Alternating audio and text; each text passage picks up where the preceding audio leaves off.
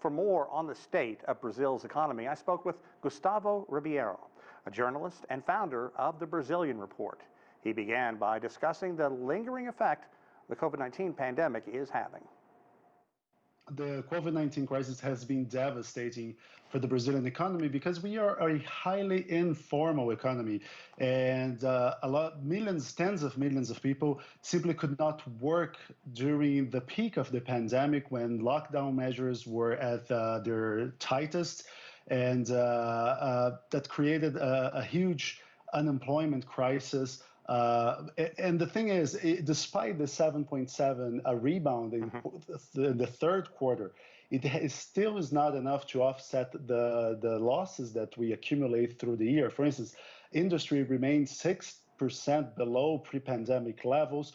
The services sector, which is the backbone of the Brazilian economy, is still highly compromised. It's taken a long time to recover. And it seems more grim in terms of forecasts of the outlook of the Brazilian economy is that we're seeing cases and deaths ticking up again in what experts say it's a second wave of the coronavirus. Right. So the economy is still anemic, like it is in virtually every nation that's been punished by this. But what has driven the rebound? And do you think it can be sustained? What industries are fueling this 7.7% of growth? Well, the growth was pretty much across the board with one exception, agribusiness. Agribusiness in the second quarter was the only sector that did not crash, and now it was the only sector that did not grow. But the thing is, we got a mix of the fact that Brazil never really went into full lockdown mode. Since July, traffic data shows that Brazilians are going pretty much about their business.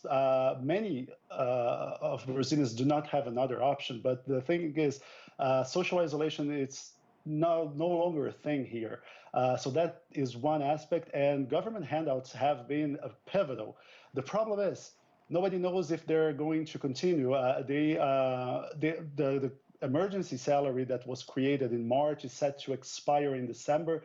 The government has promised to come up with a solution with a replacement welfare program for next year, but it has yet to draft a proposal.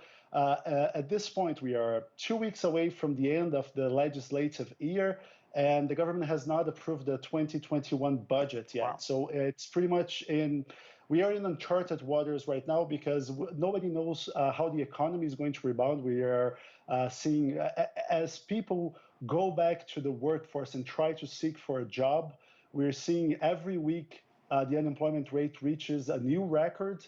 And experts say that the worst is yet to come because when the coronavirus aid will end, that will force tens of millions of people to look for a job, and we could see an unemployment rate hovering around 20%, according to some experts. Gustavo, there are those who say that Bolsonaro is putting economic strength over safety. How is that playing out in Brazil, and what are his peers and citizens of the nation saying? Well, recent polls show that when asked who is to blame for all the deaths related to the coronavirus, Bolsonaro is the #1 culprit according to Brazilians. But through the months, Brazilians are blaming themselves more and more.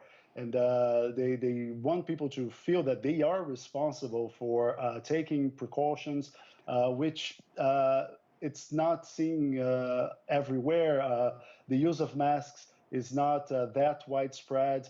And Bolsonaro has a lot to do with that because, as we reported in the Brazilian Report, using a mask within government buildings is an act of defiance because the president does not believe that the pandemic is that severe and does not wear a mask himself in most occasions and does not want people around him to wear a mask too. It sounds familiar to what people in the U.S. have had to deal with. One final question. How is Brazil's economy faring when compared to other BRICS nations and Latin American countries?